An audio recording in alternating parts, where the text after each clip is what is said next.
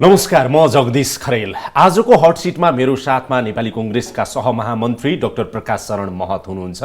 विशेष गरेर अब सरकारको नयाँ सम्भाव्य समीकरणको सन्दर्भमा, सत्ता समीकरणको सन्दर्भमा, नेपाली कांग्रेसको आगामी महाधिवेशनको सन्दर्भमा र नेपाली राजनीतिको आगामी दिनहरू कसरी बित्लान् यो विषयमा म उहाँसँग केन्द्रित रहेर कुराकानी गर्नेछु। स्वागत छ डाक्टर साहब तपाईलाई। धन्यवाद जगदीश। सन्चै हुनुहुन्छ? अब मूल प्रश्नमै जाउँ है। नेपाली कांग्रेस प्रमुख प्रतिपक्षीय दल, अब केपी ओलीको सरकारको सन्दर्भमा तपाईहरू मौन मात्रै बसिराख्नु भएको छ। अरू दलहरूले भनिरहेका छन् कांग्रेसले जुन रूपमा इनिसिएसन लिनु पर्थ्यो त्यो इनिसिएसन लिएन र पछिल्लो समयमा त देखावटी रूपमा मात्रै केन्द्रीय कमिटीबाट र सभापति शेरबहादुर देउवाले यसो बोलाएर के गर्ने भनेर सल्लाह गरेको जस्तो मात्रै गर्नुभयो। अन्ततोगत्वा सभापति देउवा र केपी ओली सँगै मिल्नु भएको छ भन्ने आक्षेप तपाईहरूलाई लागेको छ। किन अग्रसरता नलिएको सरकार परिवर्तनको सन्दर्भमा? पहिलो कुरा, त्यसमा कुनै सत्यता छैन। हामी विपक्षी पार्टी हौँ र हामीले सरकारसँग मिलोमतो गर्ने भन्ने कुरै आउँदैन। हामी चाहन्छौँ अर्को निर्वाचन हामी जितेर एकलौटी सरकार बनाउने हाम्रो लक्ष्य हो।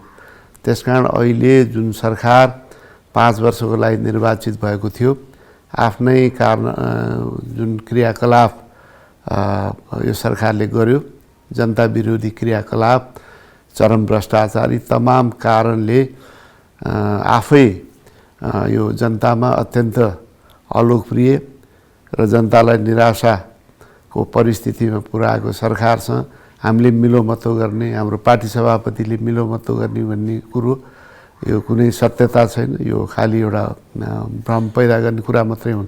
होइन, विपक्षी दल भनेको मतलब त वेटिङ गभर्मेन्ट पनि हो नि त, होइन र? हो। अब अहिले चाहिँ केपी ओली सरकारको विकल्प खोजिरहेको सन्दर्भमा त्यसमाथि पनि माओवादी केन्द्रले पनि भनिरहेको छ, जनता समाजवादी पार्टीको नि एउटा धारले भनिरहेको छ प्रधानमन्त्रीको लागि सभापति शेरबहादुर देउवाले इनिसिएसन मनदेखि लिएको त देखिएन त डाक्टर साहब? होइन, किन हुँदै होइन। यसमा हामी स्वयं रामचन्द्र पौडेल पनि भनिराख्नु भएको छ फेरि। होइन, अब अहिले हाम्रो अधिवेशनको मुखमा पनि हामी छौँ। अब यी कुराहरू गरिदिँदाखेरि जो प्रतिस्पर्धी सभापतिका आकाङ्क्षी नेताहरू हुनुहुन्छ त्यसबाट फाइदा हुन्छ भनेर पनि यस्ता अभिव्यक्तिहरू आउने गर्छन्। उहाँहरूलाई के फाइदा हुन्छ? त्यसलाई त्यति महत्त्व हामी नदिउँ।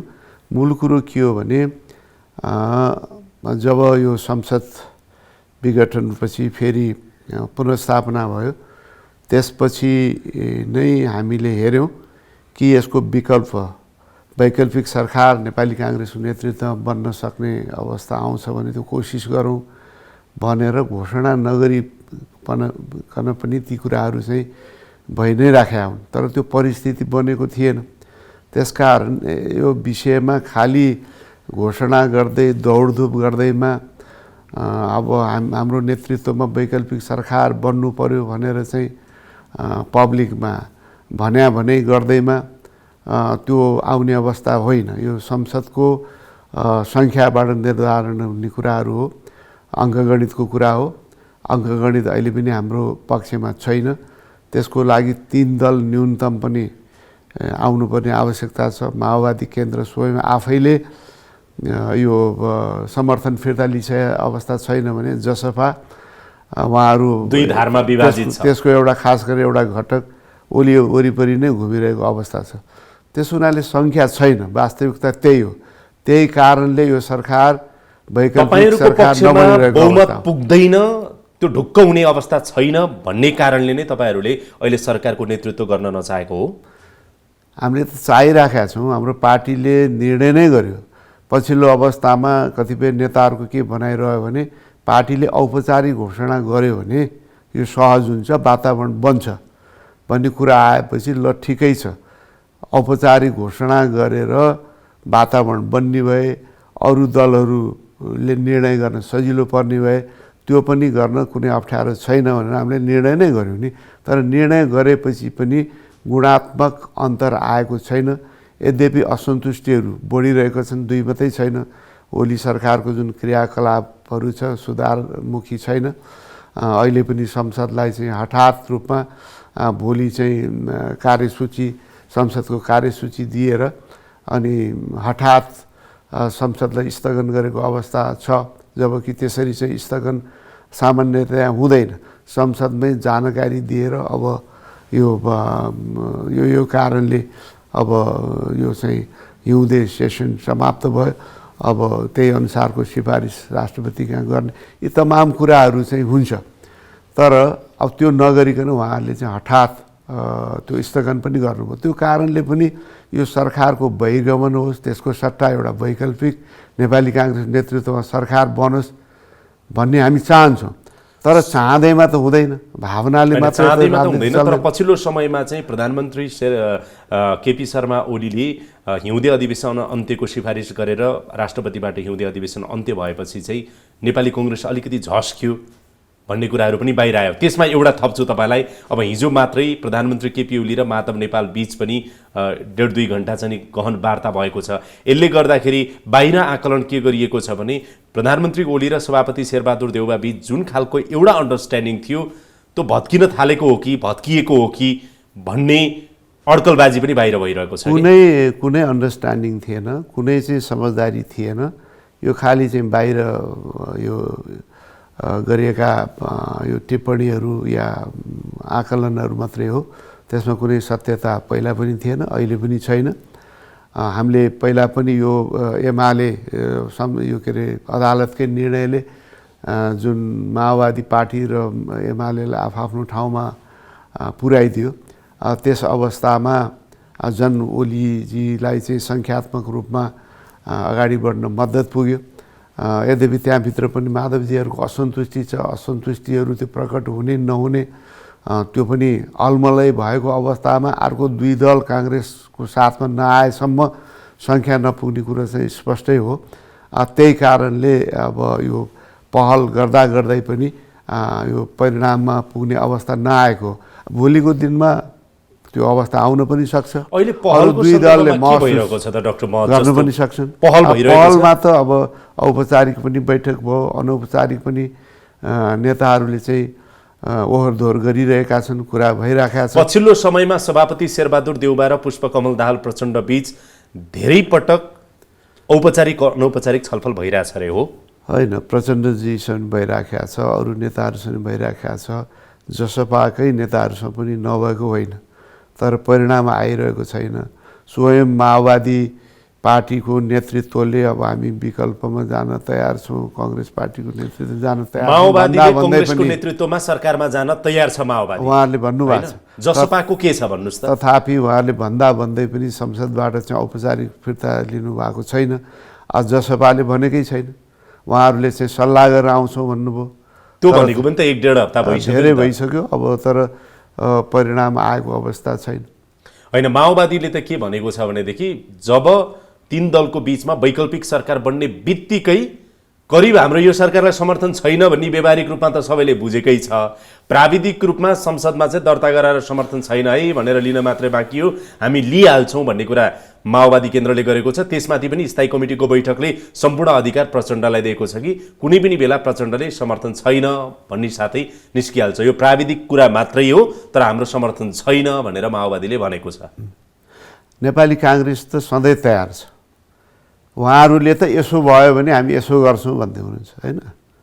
हामी त तयार छौँ, हाम्रो नेतृत्वमा सरकार तयार छौँ भन्नुहुन्छ। सभापति शेरबहादुर देउवा विभिन्न सार्वजनिक कार्यक्रममा गएर अब चुनावमै जानुपर्छ भनिरहेको छ। चुनाव त अन्ततोगत हाम्रो मूल लक्ष्य त चुनावै हो, किनभने संसदीय चुनाव 1.5 वर्षपछि छ नि। संसदको अब पुरै समयले चाहिँ पुरा गरे पनि, यो संसदले पुरा गरे पनि 1.5 वर्ष मात्रै बाँकी छ।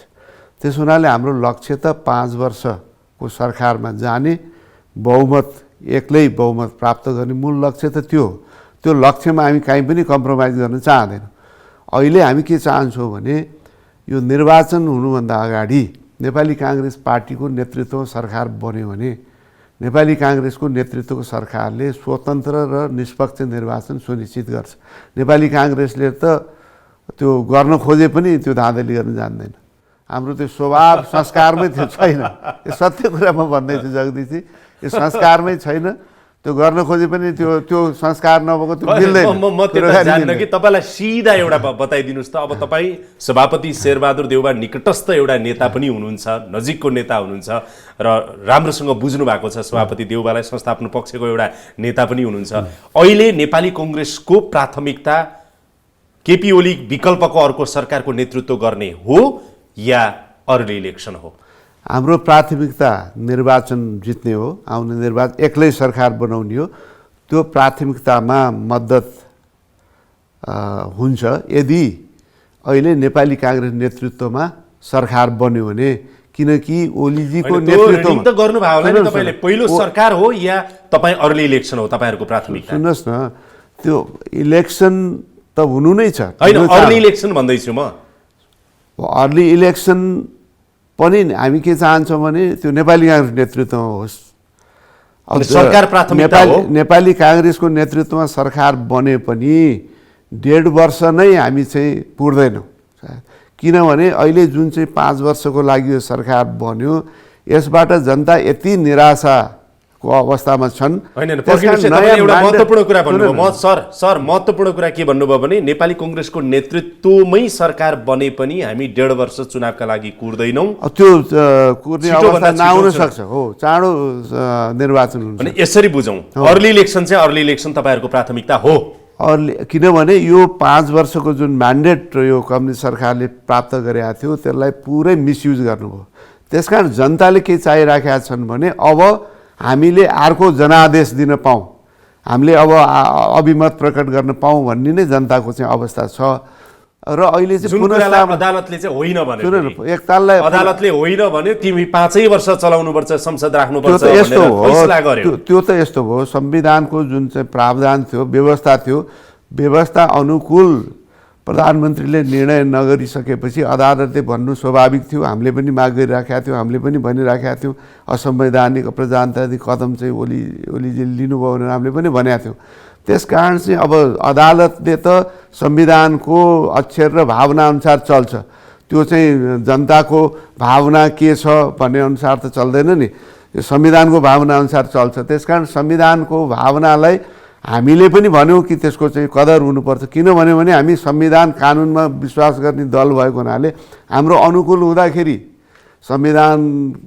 संवैधानिक व्यवस्थालाई तपाईँले चाहिँ थिचोमिचो गरे पनि चुप लाग्ने, अब प्रतिकूल भयो भने मात्रै बोल्ने गर्यो भने त हाम्रो तपाईँले भनेको कुराबाट मैले के बुझेँ भनेदेखि शेरबहादुर देउबा भोलिको दिनमा प्रधानमन्त्री भए पनि नेपाली कङ्ग्रेसको तर्फबाट अथवा अहिलेकै एमाले अध्यक्ष केपी ओली प्रधानमन्त्री भए पनि प्राथमिकता चाहिँ कङ्ग्रेसको अर्ली इलेक्सन हुनेछ।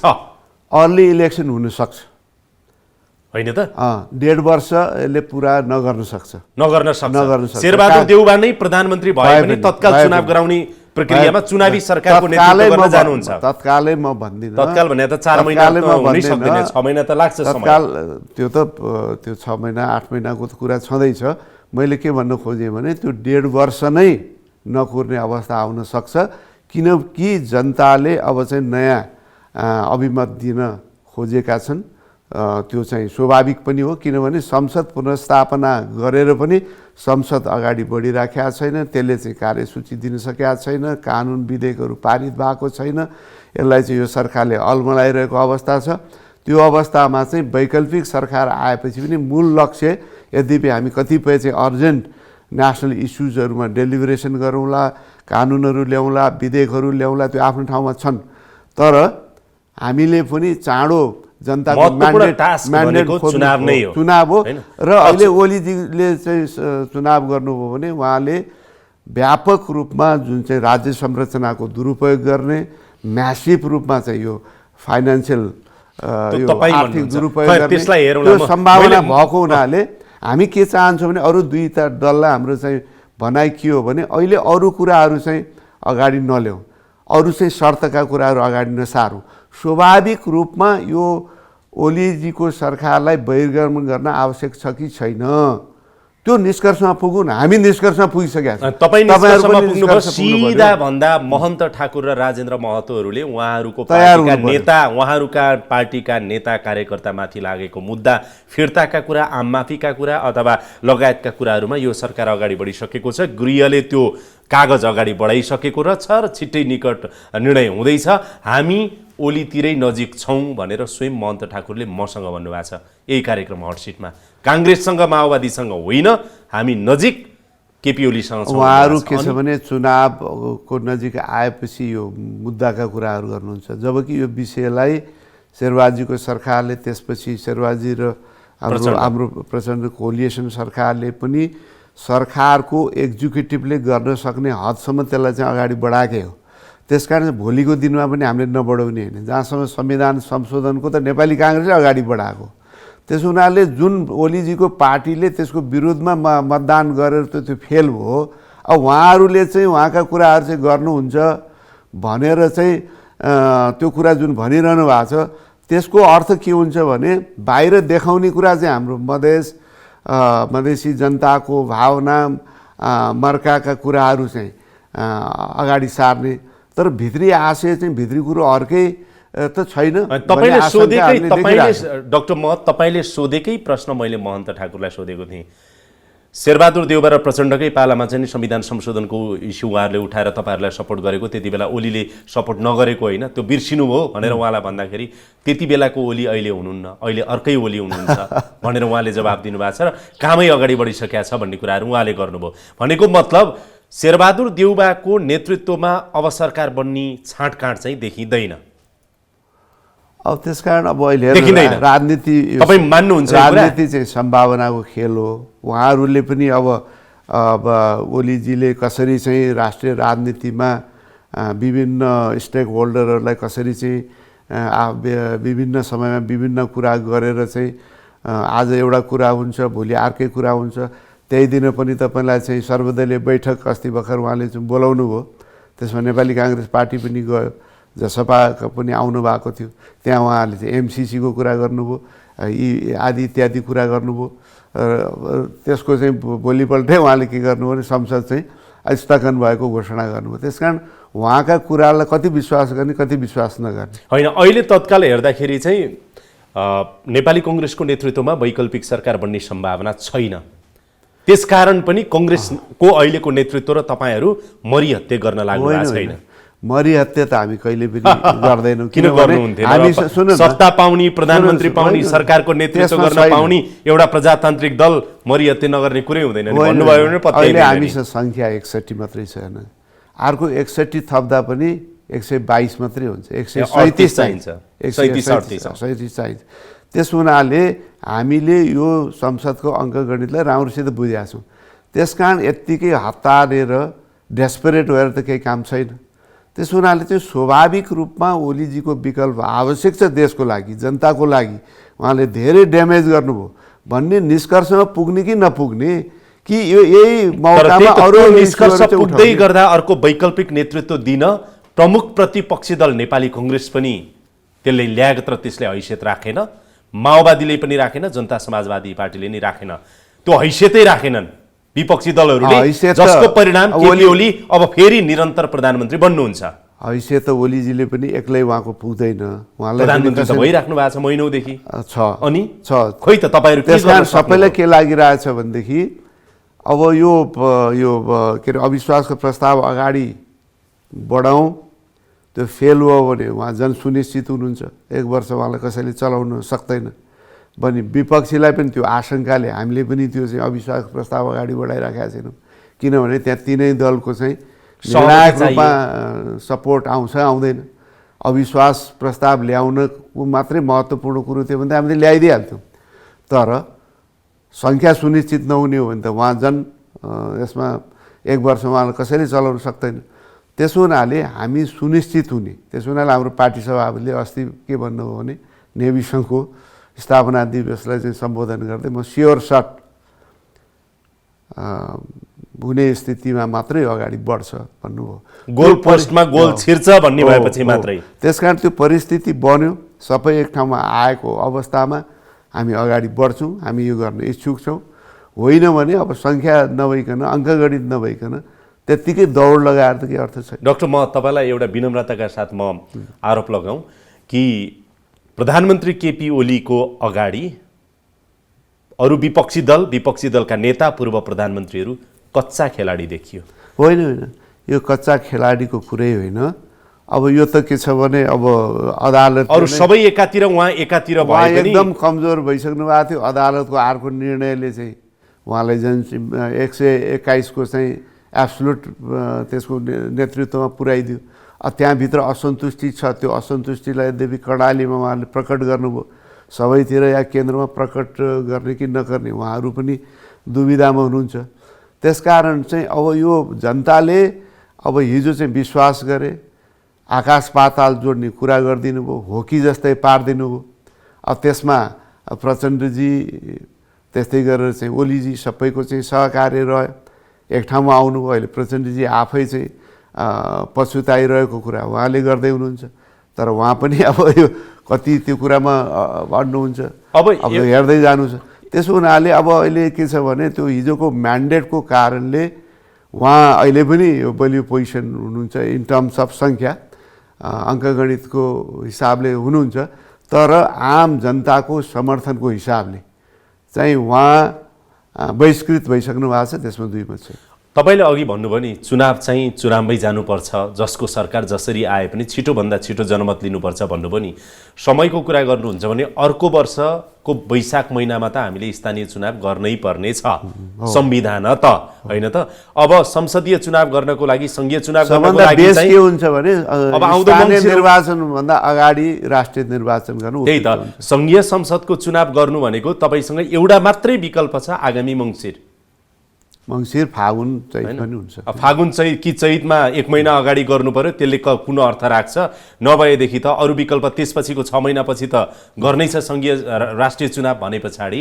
अब यो बिचमा चुनाव गर्ने कुराहरूमा चाहिँ अर्ली इलेक्सनको सन्दर्भमा जम्मा दुईवटा कुरामा डाक्टर महत, एउटा एमसिसी पास संसदबाट गराउने सन्दर्भमा र अर्को अर्ली इलेक्सन गराउने सन्दर्भमा सत्तारूढ दल नेकपा एमालेका नेता एवं प्रधानमन्त्री केपी ओली र विपक्षी दल प्रमुख प्रतिपक्षी दलका सभापति शेरबहादुर देउवाको सहमति छ, इन्ट्रेस्ट मिलेको छ। यो त ओपन छ होइन। अस्ति उहाँ प्रधानमन्त्रीजीले एमसिसी पास गर्नुभयो भनेर उहाँले नै प्रस्ताव अगाडि बढाउनु भयो। त्यहाँ हामीले भन्यो ल्याउनुहोस्, उहाँले भन्नुभयो यो उहिले मैले त त्यहाँ पेस गरे, सभामुखले रोकिराख्नु भएको छ भन्नुभयो र म त तयार छु, ल अगाडि बढौँ भन्दा माओवादीहरू पनि तयार रहेको चाहिँ सङ्केत गरे। त्यसपछि उहाँले हठात चाहिँ स्थगन गर्नुभयो। त्यसकारण उहाँको कुरामा विश्वास गर्ने ठाउँ नै भएन। कुन बेला के भनिदिनुहुन्छ उहाँले चाहिँ। उहाँलाई लागेको थियो होला माओवादीको विरोध हुन्छ भनेर, तर सभापति शेरबहादुर देउवाले प्रचण्डलाई फकाइराख्नु भएको थियो एमसिसीमा चाहिँ मानिदिनुहोस्, बाँकी ओलीलाई ठेगान लाउँला भनेर, तर त्यस्तो भएन। यसमा फकाउने कुरो केही पनि छैन। हेर्नुहोस्, यो राष्ट्रिय हितमा राष्ट्रको आवश्यकता अनुसार कुनै पनि सहयोग आएको छ भने त्यसलाई चाहिँ देशको हितमा हामीले प्रयोग गर्ने हो। यसलाई चाहिँ कसैलाई फकाउनु पर्ने, त्यसमा थोडा नेपाली काङ्ग्रेसको चाहिँ पार्टीगत हितको कुरा छ र देशको हित हुने कुरा हो। तपाईँलाई थाहा छ अहिले चाहिँ नेपालले ऋण लिइराखेको छ। जुन देशले ऋण दिन्छ ब्याजसहित हामीले फिर्ता गर्नुपर्छ। उसकै ठेकेदार आउँछ, उसकै कामदार आउँछ। अनि जति चाहिँ इनिसियल कस्ट हुन्छ, अब तपाईँले पोखरा एयरपोर्टको अहिले बताउँ 4 अरब कतिको इनिसियल कस्ट, अहिले 24 अरब पुगिसक्यो। अब यो कुरा कसैले बहस गर्दैन। एमसिसी अन्तर्गत जुन चाहिँ सहयोग आइरहेछ यो सहयोग अनुदान सहयोग हो, ऋण होइन पहिलो। दोस्रो, यो अन्तर्राष्ट्रिय प्रतिस्पर्धा हुन्छ, त्यसमा अमेरिकाको आफ्नै ठेकेदार ल्याउने होइन र यसको सञ्चालन कसले गर्छ?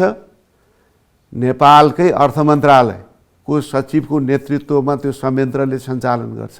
कुन ठाउँमा त्यो चाहिँ प्रयोग हुन्छ? हाम्रो प्राथमिकतामा परेको चाहिँ सडक र ट्रान्समिसन लाइन, विद्युत ट्रान्समिसन लाइनमा त्यो चाहिँ सहयोग उपयोग हुन्छ। अब यो चाहिँ सैन्य प्रयोजनको लागि त्यो चाहिँ सहयोग प्रयोगै गर्न पाइँदैन भन्ने त्यही चाहिँ प्रोभिजन छ।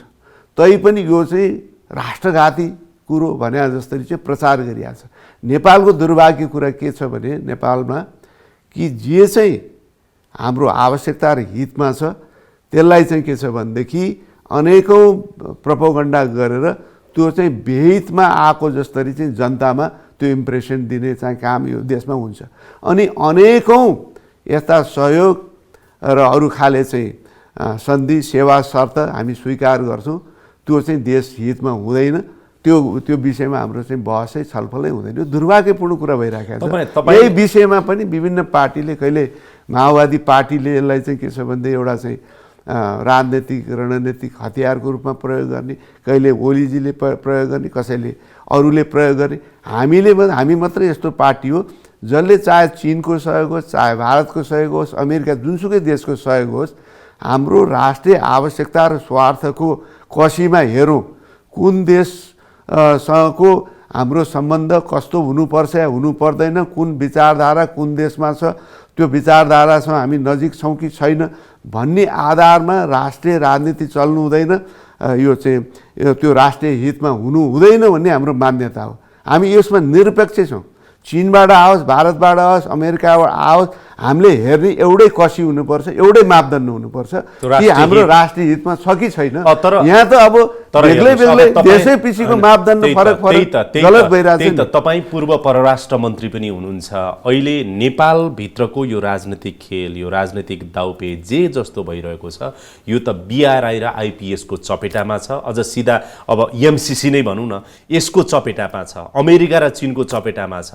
अमेरिका, भारत मार्फत अमेरिका र चीन त छँदैछ। र अहिले के भनिएको छ भनेदेखि सिधा भन्दा, तपाईँ परराष्ट्र मन्त्री, पूर्व परराष्ट्र मन्त्रीको रूपमा पनि तपाईँलाई यो प्रश्न सोधेको, अहिले चीन चाहिँ डिफेन्सिभ जस्तो अनि अमेरिका चाहिँ भारत मार्फत अफेन्सिभ एग्रेसिभ जस्तो नेपाली राजनीतिमा यो ग्राउन्डमा यो चाहिँ नि खेल भइरहेको छ। र त्यसको पात्रहरू चाहिँ शेरबहादुर देउबा, KP ओली, अब उतातिर प्रचण्ड माधव नेपाल पनि हुनुहुन्छ। हेर्नुहोस्, दुर्भाग्यपूर्ण कुरो के हो भने यसो भन्छन् अब शक्ति राष्ट्रहरूको आफ्नो चाहिँ के छ भने स्वार्थहरू हुन्छ। आफ्नो प्रभावमा संसार हाम्रो पक्षमा आओस् भने चीनको होला पनि होला, अमेरिकाको पनि होला, भारतको पनि अब क्षेत्रीय चाहिँ आफ्नो चाहिँ हाम्रो प्रभाव सन्निकटता होस् भन्ने चाहिँ होला। तर त्यो आफ्नो ठाउँमा छ। तर हामीले राष्ट्रिय स्टेक होल्डर जुन राष्ट्रिय राजनीतिक पार्टीहरू छौँ, सत्तामा जाने दलहरू छौँ, हामी चाहिँ के चाहन्छौँ हामीले डिसाइड गर्नु पर्यो नि त। तपाईहरु त भारत र अमेरिकाले के चाहन्छ त्यो चाहनुहुन्छ। अहिले नेपाली कांग्रेसको सभापति शेरबहादुर देउबा र KP ओली MCC जसरी नि पास गर्नुपर्छ एकदम होइन, त्यसले उनीहरु खुसी हुन्छन्। तपाईलाई भनौं BRI मै परराष्ट्र मन्त्री हुँदा चाहिँ हामीले पारित गरे हो नि, होइन? हामीले यो चीनको भनेर त विरोध गरेनौं। त्यसमा नेपालको स्वार्थ र आवश्यकतालाई केन्द्रबिन्दुमा राखेर ती प्रावधानहरू जसले हाम्रो देशको हित गर्दैन ती कुराहरूमा हामीले प्रश्न उठायौं। दुवै देशलाई चित्त बुझ्ने भइसकेपछि, हामीलाई पनि चित्त बुझ्ने अवस्था आइसकेपछि 5-6 महिना लगाएर हामीले चाहिँ एउटा निष्कर्षमा पुर्यायौं र त्यसलाई चाहिँ स्वीकार गर्यौं। त्यस्तै गरी हामी के चाहन्छौँ भने नेपालको अन्य राजनीतिक दलहरूले पनि, चाहे अमेरिकाबाट आउने प्रस्ताव होस्, भारतबाट आउने होस्, चीनबाट आउने होस्, जुन ठाउँबाट आए पनि एउटै मापदण्डबाट एउटै नजरबाट त्यसलाई हेरिनु पर्यो र स्वीकार गर्ने हदसम्म त्यसलाई स्वीकार गर्नु पर्यो। जुन जहाँ हामीलाई लाग्छ कि यो राष्ट्रिय हितमा छैन भन्ने हामीलाई लाग्छ त्यसलाई अस्वीकार गर्नु पर्यो। हामीले एउटै मापदण्डलाई फलो गरेका छौँ। तर उहाँहरू चाहिँ यसलाई चाहिँ राजनीतिक गोटीको रूपमा चाहिँ यो सरकार टिक्ने नटिक्ने, KP ओली रहने नहरने, अर्को को आउने के आउने भन्ने कुरा नै अहिले MCC मा अडिएको छ। त्यसकारण यो गलत कुरा हो। त्यसकारण हामीले सुन्नु न, यो सहयोग MCC होस् अथवा BRI अन्तर्गत आउने होस् अथवा भारतले दिने, कुनै जापानले दिने, युरोपियन युनियनले दिने, जोसुकैले दिने सहयोग हो, त्यसमा चाहिँ तपाईले चाहिँ त्यसलाई चाहिँ एउटा हौवा फैलाएर यो चाहिँ पार्टीगत राजनीति साध्य त्यसबाट निकाल्ने औजारको रूपमा यो विदेशी सहयोग र समर्थनलाई हामीले लिनु हुँदैन। राष्ट्रिय हितमा छ भने इरेस्पेक्टिभ अफ कन्ट्री हामीले त्यसलाई स्वीकार गरौँ, राष्ट्रिय हितमा छैन भने त्यसलाई चाहिँ अस्वीकार गरौँ, एउटै मापदण्ड बनाऊ। तर यहाँ चाहिँ आफ्नो आन्तरिक राजनीतिक गोठी यसलाई बनाउनु भएन नि। त्यो भएपछि झन् शक्ति केन्द्रहरू चाहिँ बढी गम्भीर हुन्छन्। उनीहरूलाई लाग्छ एउटा देशको चाहिँ मामलामा चाहिँ यिनीहरूले यो मापदण्ड राख्ने, हामीलाई चाहिँ अर्को मापदण्ड राख्ने भनेपछि उनीहरू झन् गम्भीर रूपमा लिन्छन् र हाम्रो राष्ट्रिय हितको प्रतिकूलमा हुन्छ। त्यसकारण हाम्रो एक्सनबाट, हाम्रो कामबाट उनीहरूलाई टाढै राख्ने काम हामीले सुनिश्चित गर्नु पर्यो नि। कि हामीले कुनै पनि हाम्रो मित्र राष्ट्रहरूलाई यो ठाउँ दिनु भएन कि तिमीहरूले यो देशको चाहिँ खण्डमा चाहिँ यसो गर्ने, हामीलाई चाहिँ यसो भेदभाव गर्ने भन्ने ठाउँ हामीले राख्न दिनु भएन नि। जब ठाउँ दिनुहुन्छ त्यो बेला के हुन्छ भने जगदीशजी, त्यसपछि उनीहरूले चाहिँ विभिन्न हथकण्डा, हस्तक्षेपको विभिन्न हथकण्डा अपनाउँछ। डाक्टर आज म तपाईँसँग एमसीसी ठिक अथवा बेठिक भन्ने विषयमा डिटेलमा त मैले एमसीसी को मात्र कुरा गरिरहेको छु। हरेक सहयोग, हरेक वैदेशिक सहयोग हामीले एउटै मापदण्ड अपनाउँ र कुनै पनि हाम्रो एक्सनबाट एउटा देशलाई अनुचित रूपमा प्रश्न उठाउने ठाउँ नदिनु। तपाईँ अर्थशास्त्रको चाहिँ नि विज्ञ नै हुनुहुन्छ, जानकार हुनुहुन्छ, त्यति धेरै अनुभव छ। तर एउटा आँकडाले के भन्दो रहेछ भने हाम्रो नेसनल इकोनोमीमा फरेन एडको चाहिँ नि कन्ट्रिब्युसन भनेको 3 to 4% होइन त, 3 to 4% भने पछाडि फरेन एडमा मात्रै हामी डिपेन्डेन्ट हुँदाका यसका नेगेटिभ पाटा नि छन्, अथवा फरेन एडको कारणले हाम्रो देश बनेका उदाहरण पनि छन्। यसो एउटा बहस गरौँ नि त जगदीशजी, हामीले बहस गरे भइ हो नि त। हामीले आफ्नै हाम्रो साधन र स्रोतले हाम्रो देशलाई अगाडि बढाउन हामी सक्छौँ। त्यस कारण कसै पनि सहयोग नलिउँ भन्नु पऱ्यो नि त कि। तपाईँले लिन चाहिँ लिने रे, लिने कुरामा चाहिँ बहस छैन रे, तर लिँदै गर्दाखेरि एउटा देशसँग एउटा मापदण्ड, अर्को देशसँग अर्को मापदण्ड त गर्नु भएन नि त। मेरो त के मात्रै प्रश्न हो भने बहस गर्ने भने हाम्रो के चाहिँ अब हामीले विदेशी सहयोग कसैको पनि नलिउँ भन्ने बहसमा जानु पर्यो। त्यो बहस गर्नु पनि धेरै खासै यसले कति फरक पर्छ र हामी आफै गर्न सक्छौँ भन्ने बहसमा जानु पर्यो। त्यो बहस जाने हो भने त्यो बेग्लै बहस हुन्छ। यहाँ त के बहस भइराखेको छ भने कुनै चाहिँ सहयोग चाहिँ तपाईँको चाहिँ स्वार्थमा हुँदाखेरि पनि त्यसलाई चाहिँ कन्ट्रोभर्सियल बनाइदिने, कुनै सहयोगलाई चाहिँ त्यसमा अनेकौँ सेवा र शर्तहरू चाहिँ अन्तर्निहित छ भने पनि त्यो चाहिँ बहसको विषय नहुने त हुनु भएन नि। 55-60 अर्बको चाहिँ एमसीसीको सपोर्ट त्यो नेपालको इन्फ्रास्ट्रक्चर विशेष गरेर रोड र ग्रिडको सन्दर्भमा जुन खालको भनेर चाहिँ हामीले गर्नुपर्ने छ, संसदबाट पारित गर्नुपर्ने छ, यो विषयले नेपालको राजनीति नै तरङ्गित भयो, सत्तामा नै हलचल भयो, सरकारमा नै हलचल भयो, राजनीतिक दलहरू बिचमा नै हलचल त भयो नि, भएन? त्यही त यो अनावश्यक हलचल भयो। सन् 2019 देखि कार्यान्वयनमा आउनुपर्ने 2017 मा तपाईँहरूले साइन गर्नुभएको ज्ञानेन्द्र बहादुर कार्की गएर पछि त सबभन्दा यो चाहिँ संसदबाट पारित गर्ने कुरा त यो ज्ञानेन्द्र बहादुर कार्कीले काङ्ग्रेसले गरे होइन, ओलीजीको सरकारले गरे। तपाईँलाई थाहा छैन, मैले अहिले चाहिँ फेरि दोहोऱ्याएर बताउँछु। यो संसदबाट सुन, अहिले संसदबाट पारित गर्ने कुराले यो चाहिँ धेरै चाहिँ बहसको विषय बनाएको छ। संसदमा छलफल हुने कि नहुने, के अरे चाहिँ सभामुखले राख्ने कि नराख्ने, सरकारले ल्याउने कि यही जोड्दैछु म तपाईँलाई। अब हेर्नुहोस् है, यो चाहिँ ओली सरकारले कृष्ण बहादुर महराले पनि मसँगै भन्नुभएको छ कि यही कार्यक्रममा कि म उहाँमाथि जे आरोप लागेको थियो यो एमसीसी र यस अन्तर्गतको डिजाइनमा मलाई आरोप लगाइयो भन्नुभयो। खैर त्यता नजाउँ, तर अहिलेको सभामुख अग्नि सापकोटा पनि सकारात्मक हुनुहुन्न। अब कसरी पास होला त एमसीसी? उहाँहरू आफू सरकार हुँदाखेरि आफै गर्नुहुन्छ, उहाँहरू नै त्यसमा होइन। अग्नि सापकोटा सकारात्मक हुनुहुन्न, अब एमसीसी कसरी पारित हुन्छ त? होइन, पारित गर्ने नगर्ने भन्ने त अब हामीलाई चाहिँ के छ भने हामीले चाहिँ सहयोग के महाअभियोग लगाउने अग्नि सापकोटालाई? सुन न, त्यो त सम्भव छैन। पहिलो कुरा त अब ओलीजीले संसद खोल्नु पर्यो नि त। संसद खोल्नु पर्यो उहाँले, अनि अग्नि सापकोटाले पेस गर्ने नगर्ने त त्यसपछि थाहा हुन्छ नि त, त्यसपछि थाहा होला। अनि गर्नु भएन भने किन गर्नु भएन प्रश्न गरौँला। र त्यहाँ पेस गर्दैमा त बहस हुन्छ नि त, संसदमा बहस हुन्छ, छलफल हुन्छ। त्यसको लागि सभामुख त पोजिटिभ हुनु पर्यो नि। त हुनु पर्यो, हुनु नपर्ने कुनै कारण नहुने सङ्केत त अस्ति सार्वजनिक रूपमै अभिव्यक्ति दिइसक्नुभयो। अग्नि सापकोटा म कसैको दबाब प्रभावमा परेर काम गर्दिन भन्नुभयो होला। प्रधानमन्त्रीले टेस्ट गरे भयो नि त। उहाँले अग्निजीले ल्याउन चाहनु भएन भन्नुभएको छ। ल्याउने नल्याउने त संसद खोलेर त्यसमा चाहिँ त्यो कुरा उठ्ला। उठेपछि अनि संसद त अब केपी ओलीलाई छल्छु भन्ने ठाउँै छैन, किनभने जेठ 15 गते त छल्न त अहिले छल्नु भयो नि त। अब केही समयलाई त छल्नु भयो नि, हठात उहाँले चाहिँ स्थगन गर्नु, 1 हप्तालाई छल्नु भयो। 1 हप्ता होस् 2 हप्ता होस् जे भए पनि केही समय भए पनि त अनावश्यक छल्नु भयो नि। विषय उठान गर्ने, अब चाहिँ भोलि चाहिँ संसद बैठक छ, यो कुरालाई चाहिँ अनि ठ्याक्कै चर्चा त्यही अगाडि बेलामा चाहिँ बढाउँ तपाईको भन्ने। सभापति शेरबहादुर देउवाले प्रचण्डलाई मनाउनको लागि यो एमसीसी को सन्दर्भमा चाहिँ भनेर अलिक कमलो बनाएपछि शङ्का चाहिँ उहाँको मुटुभित्र पस्यो होला, अनि बन्द गर्नुभयो। जगदीशजी, त्यही त म भन्दैछु, दुर्भाग्य यो देशको। अर्को चाहिँ पक्षले मान्न थाल्यो भने म मान्दिनँ भन्ने, एउटा पक्षले चाहिँ मान्छु भने अर्कोले मान्दिनँ, यो पनि यस्तो राजनीति गर्नुहुन्छ। पोलिटिक्समा डिभाइड एन्ड रुल यही त हो। हामी मात्रै त्यो गर्दैन, डिभाइड एन्ड रुल। नेपाली काङ्ग्रेसले मात्रै यस्तो राजनीति गर्दैन। हामी चाहिँ सिधा स्ट्रेट हाम्रो राजनीति हुन्छ। हामी देश र जनताको हितमा हुने कुरामा कुनै राजनीति गर्दैनौँ। तर दुर्भाग्यवश कम्युनिस्ट पार्टी उहाँहरू चाहिँ साझा रूपमा देश चलाउनु भयो, ठुला ठुला सपना बाँड्नुभयो, 50 वर्ष चलाउँछु भन्नुभयो, आमूल परिवर्तन गर्नुभयो, तर चाहिँ अनेकौँ शब्दजाल भन्दा नेपाली जनतालाई के दिनुभयो? गफले अगाउने। नेपाली जनतालाई त यति बेवकुफ मूर्ख ठान्नुभयो कि यिनीहरूलाई चाहिँ गफ गरिदिने हो, कुरा गरिदिने हो, हँसाइदिने हो, उखान टुक्का हालिदिने हो।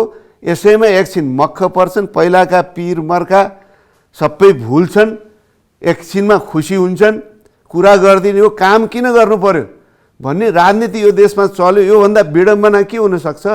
संसारभरि 200 भन्दा बढी देश छन्, अधिकांश देशमा अचेल निर्वाचनबाट सरकार बन्छ। एक ठाउँमा यो कम्युनिस्ट नाउँबाट जित्दैन, नेपालमा जितिराखेको छ। र दुर्भाग्यवश यो कुरा बिकिराखेको छ, काम बिकिराखेको छ। काम गर्ने नेपाली काङ्ग्रेस पार्टी, हामी काम गर्ने कुरा गर्न नजान्ने काङ्ग्रेस, दुर्भाग्य नै कुरा गर्न नजान्ने। होइन, त्यसको परिणाम त जनताले अघिल्लो चुनावमा तपाईहरुलाई दिइहाल्यो नि। त्यही त सजाय स्वरूपै दिए, कुरा गर्न नजानेर, कुरा गर्न नजानेर। हामी संविधान ल्यायौँ, संविधान कार्यान्वयन गऱ्यौँ, शान्ति ल्यायौँ। जब 46 सालपछि परिवर्तन आयो चाहिँ विकासको पूर्वाधार नै नेपाली काङ्ग्रेस सिर्जना गर्यो। नेपाली काङ्ग्रेस चाहिँ नगर्ने पार्टी रे, काम नगर्ने पार्टी रे, उहाँहरू काम गर्ने पार्टी रे। किनभने कुरामा काम गर्नु। तपाईले केपी ओली यति कमजोर सरकार भनिराख्दाखेरि इतिहासमै यति कमजोर प्रमुख प्रतिपक्षी दल कहिल्यै पनि थिएन भनेर आलोचना तपाईहरूले नै खेपिराख्नु भएको छ। होइन, कमजोर इतिहासकै कमजोर प्रतिपक्षी दल नेपाली काङ्ग्रेस। सुन्नुहोस्, अब भन्नलाई जे भने पनि हुन्छ। अब सङ्ख्या संसदमा थोरै भएपछि थोरैजना बोल्ने भए, सङ्ख्याले स्वर पनि थोरै हुने, स्वर पनि सानो हुने भयो। त्यहाँ चाहिँ हो हल्ला गर्ने चाहिँ ठुलो आवाज ननिस्किने भयो। सुरुमा मिडियाले पनि हामीलाई 1-1.5 वर्षसम्म त अहिले काङ्ग्रेस आत्या सत्तामा के छ भनेदेखि जान नपाउने बित्तिकै, निस्किने बित्तिकै यस्तो छटपटाहट, अहिलेदेखि विरोध गर्ने भनेर हामीलाई स्पेसै दिएनन्। जनतामा जाँदाखेरि पनि पख्नुहोस् भने मिडियाहरूले पनि अहिले हतारिने, अहिलेदेखि विरोध, यत्रो चाहिँ बहुमत लिएर आएको सरकार छ, काम गर्नै नदिने, जाँदै रिजल्ट आउँछ, नतिजा आउँछ भने। अनि हामीले विरोधका कार्यक्रम पनि अगाडि सार्यौँ। त्यति चाहिँ उल्लेख्य उपस्थित भएन, कार्यकर्ताहरू मात्रै अलिअलि आए। अब जनताले पनि आफैले महसुस नगरिकन हामीले मात्रै कराएर हुँदो रहेछ नि। पछि जनताले महसुस गरे 2-3 वर्षपछि कोभिडमा पनि यत्रो चाहिँ बदनाम सरकार, यत्रो दुरुपयोग, भ्रष्टाचार, कोभिडमा पनि भ्रष्टाचार सोध्ने, यत्रो चाहिँ महामारीमा पनि सोध्नु पनि पाप उहाँले गरेरै देखाउनु भयो। सरकारका नायकहरूले चाहिँ गरेरै देखाए, भ्रष्टाचार गरेर देखाए। त्यसपछि जनता पनि झल्यास भयो। त्यसपछि हामीले विरोध कार्यक्रम हेर्नु, संसद पनि विघटन भइसकेका थिएन। मङ्सिर 29 गते, पुस 5 गते संसद विघटन भयो। हामीले देशैभरि विरोध कार्यक्रम राख्दाखेरि लाखा मान्छे, म झापा जाँदा मलाई एउटा त्यो चाहिँ सभास्थल पुग्नलाई 1.5 घन्टा लाग्यो। भनेपछि त्यसरी जनता निस्क्यो। त्यस कारण जनताले पनि आफूले महसुस गर्नुपर्छ। भन्नुहोस् न, सिधा अन्तिममा आएका छौँ हामी। काङ्ग्रेसको अबको लक्ष्य के हो? वैकल्पिक सरकारको नेतृत्व या अर्ली इलेक्सन? म अघिकै कुरा दोहोऱ्याएर तपाईँलाई भने, हाम्रो लक्ष्य आउने निर्वाचन जित्नु हो, चुनावको तयारी गर्नु हो। त्यो लक्ष्य प्राप्तिको लागि स्वतन्त्र र निष्पक्ष निर्वाचन हेतु यो चाहिँ अल्पकालीन, यो चाहिँ 1.5 वर्षको जुन अवधि, संसद अवधि छ, यो अवधिभित्र पनि नेपाली काङ्ग्रेसको नेतृत्वको सरकार भयो भने फेयर एन्ड फ्री इलेक्सन हुन्छ र चाहिँ एउटा चाहिँ देशलाई चाहिँ पोजिटिभ सकारात्मक माहौलमा चाहिँ लान्छ। अहिले कोभिडले दोस्रो फेरि चरण प्रवेश गरिसकेको छ। यो सरकार अहिले पनि नाकाम सिद्ध भएको छ। यसो भनौँ सर, यसो भनौँ, काङ्ग्रेसको नेतृत्व मा सरकार र अर्ली इलेक्सन कांग्रेसको नेतृत्वको मा एउटा स्वतन्त्र र निष्पक्ष निर्वाचन र राष्ट्रिय सहमतिको सरकार कि बहुमतको सरकार? अहिले त बहुमतकै सरकार आइरहेछ। तपाईहरुको प्राथमिकता फेरि म दोहोर्याएर भने कांग्रेसको नेतृत्वमा बहुमतीय सरकार, वैकल्पिक सरकार र त्यसको नेतृत्वमा सबै सहमतिकै सरकार बन्यो भने हामीलाई कुनै आपत्ति छैन। तर कांग्रेसको नेतृत्वमा हो हैन त? कांग्रेसको नेतृत्व फेरि तेस्रोचोटि भन्दैछु तपाईलाई, कांग्रेसको नेतृत्वमा सरकार र त्यसैको नेतृत्वमा अर्ली इलेक्सन तपाईहरुको प्राथमिकता? अर्ली हुन सक्छ त्यो। अर्ली नै भनेर मैले तपाईहरुलाई स्थानीय चुनाव पर्खिनुस् न, तपाईहरुलाई स्थानीय चुनाव पहिला गराएर त्यसपछि संसदीय चुनाव हुने हो भने स्थानीय चुनावमै कांग्रेसमा भाँड भैलो मचिन्छ, घात अन्तर्घात हुन्छ, संसदीय चुनावमा जितिन्छ जितिँदैन थाहा हुँदैन। त्यसले कांग्रेसलाई पहिला स्थानीय चुनाव भन्दा पहिला संसदीय चुनाव चाहिएको छ। हाम्रो पार्टीमा मात्रै चाहिएको छ त्यो हुन्छ भन्ने कुरो छैन, सबै पार्टीमा त्यो हुन सक्छ। त्यसैले राष्ट्रिय निर्वाचन पहिला हुनु राम्रो हो।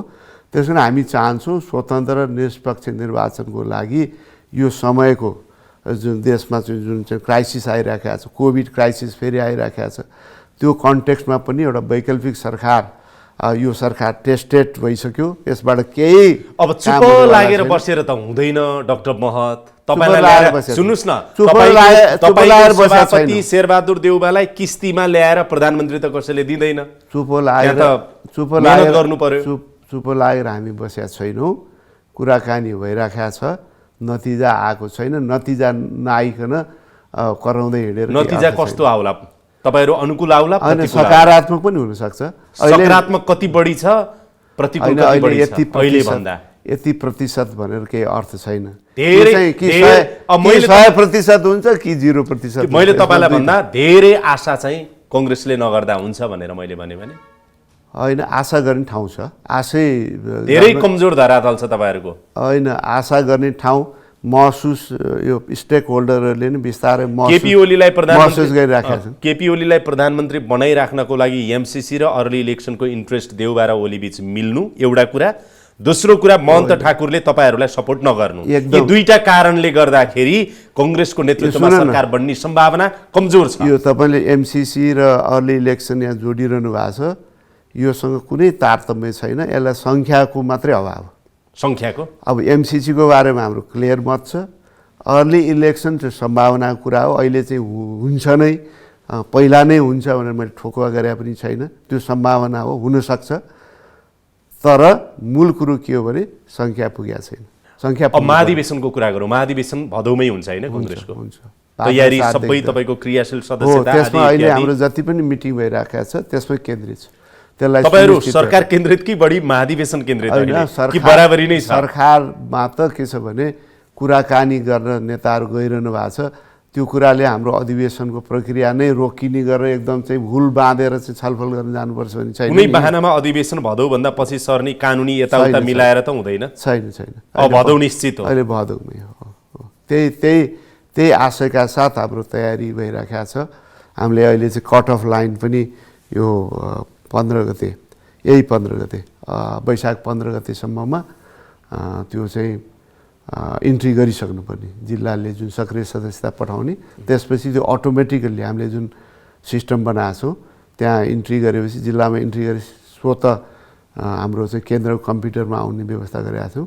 त्यो स्वत बन्द हुने, त्यसपछि क्लोज हुन्छ। वैशाख 15 पछि क्रियाशील सदस्यताको सन्दर्भ बन्द हुन्छ। केही त्यो अरू दलबाट आएको, केही ढिला आएको, समायोजन हुन ढिला भएका त्यो सीमित संख्या बाहेक अरू बन्द हुन्छ।